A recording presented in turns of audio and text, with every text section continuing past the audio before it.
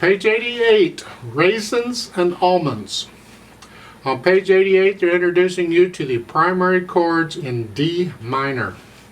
The 1, the 4, and the 5/7 chords. So, the 1 chord in D minor is built on the first step. It's a 1 chord. Do these in both hands. And the 4 chord, remember there is a B flat in D minor. And then the A7 chord, the 5/7 chords, the A7 chord, we're using the harmonic minor. So we're going to raise the 7th step so the C goes up to a C sharp, and that's what that is.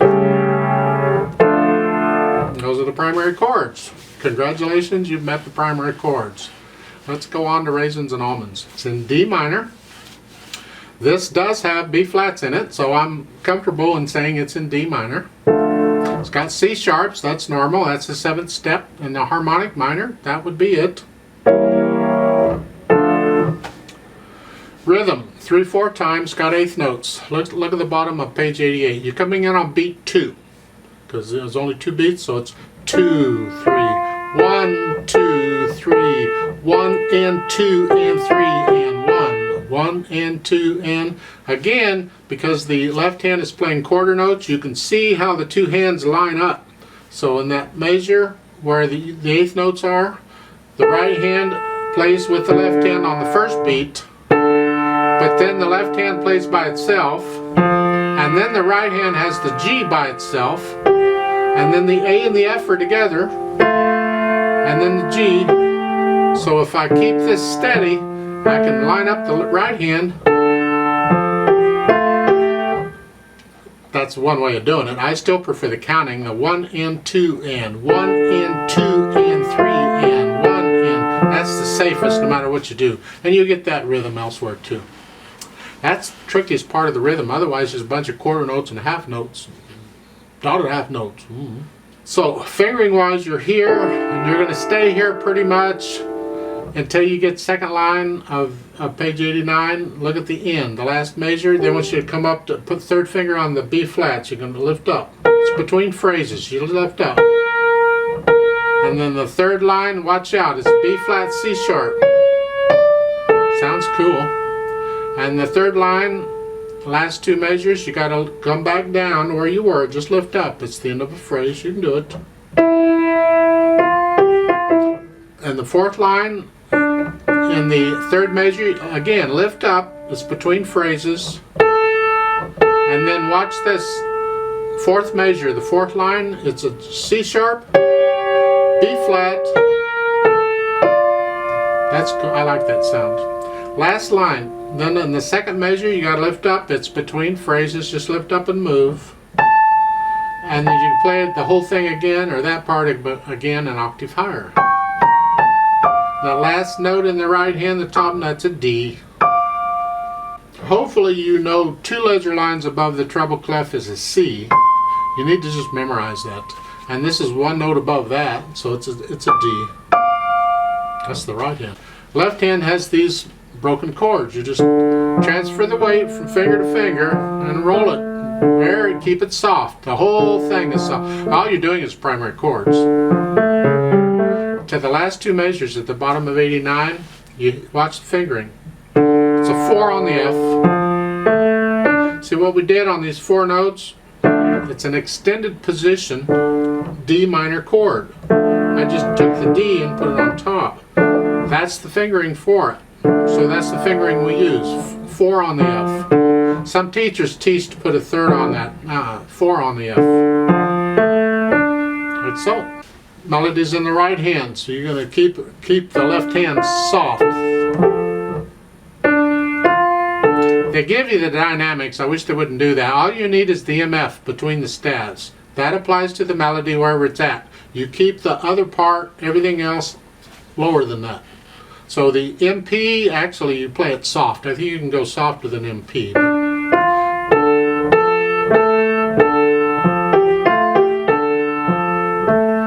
Lift up between the phrases.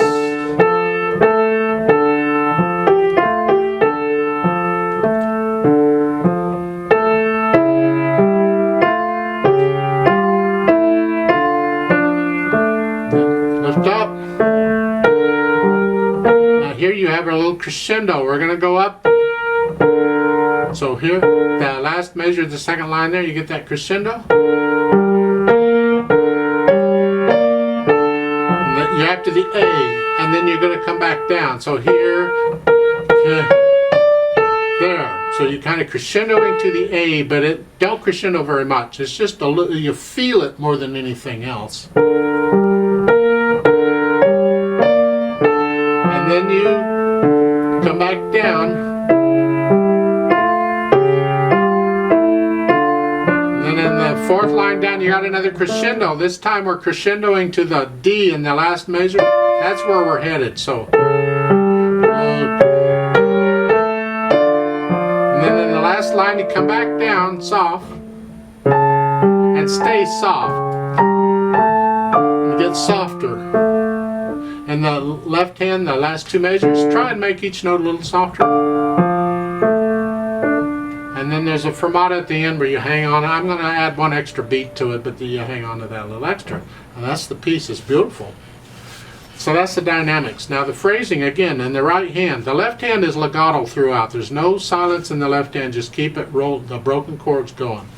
Then we add the pedal. They've got, again, legato pedaling throughout, and that's fine if that's what you want. That's what you do. Just legato pedals exactly the way they're showing it.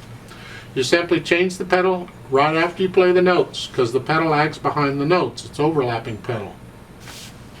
I would like to make a few suggestions to take out some of the blurriness. So at the beginning, I'm going to push the pedal down right after I play the notes in that first full measure.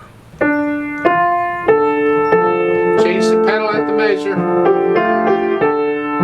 And that's fine if that's what you like, but I would suggest maybe not pedaling the third beat. And where the eighth notes are, don't pedal the third beat. So that measure would be...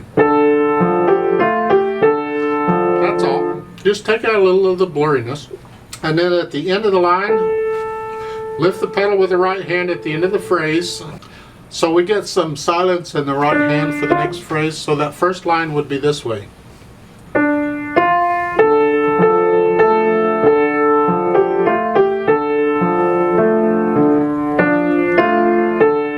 Same thing at the second. It's the same thing in the top line of page 89. I pedal it the same way. And then at the end of that, I'm going to lift the pedal at the end of that line with the right hand so I get silence here. And I'm not pedaling it again until the next line. I don't pedal the last beat of the first line because I don't need pedal there. I don't need to connect anything. I can do it with the hands. So the first line of the page 89, I'd pedal this way.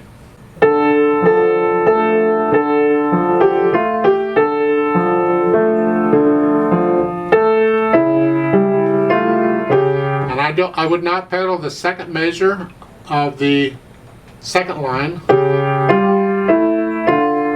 and I don't pedal the first beat of the third measure. I don't pedal until I play the half note in the right hand. I don't want to catch the F. I don't want both of those. I want the D. And then I'll lift up at the end of that phrase with the right hand so I get silence in the right hand before I go to the last measure. So to do the second line, I would do it this way.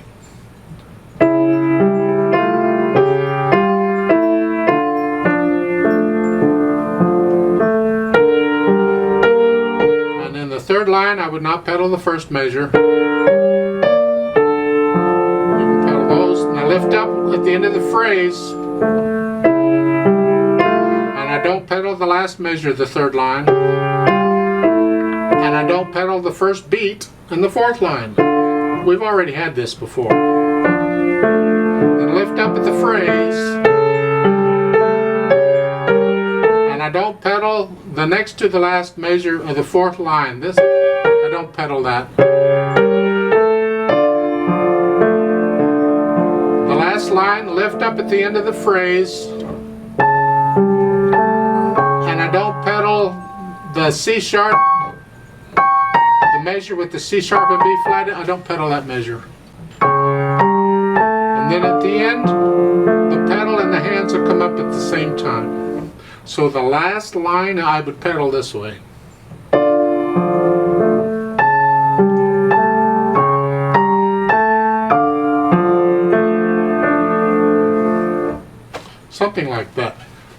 again, you pedal it the way they want, if that's what you want. It's up to you and the sound you like. You have to listen very carefully to it.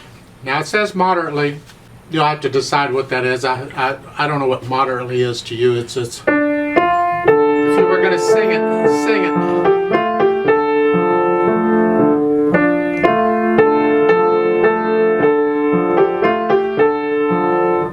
Is that too fast? You want it a little slower?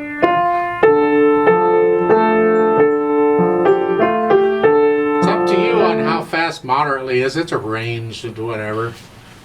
But you'll get all the mechanics out of the way, and then you start feeling the music, and that's where the magic happens. That's the funnest part of the whole experience to me, other than I like to physically hit buttons and things. The getting into the music emotionally is where it's at. But you got to learn the piece first, and then you can start thinking about that.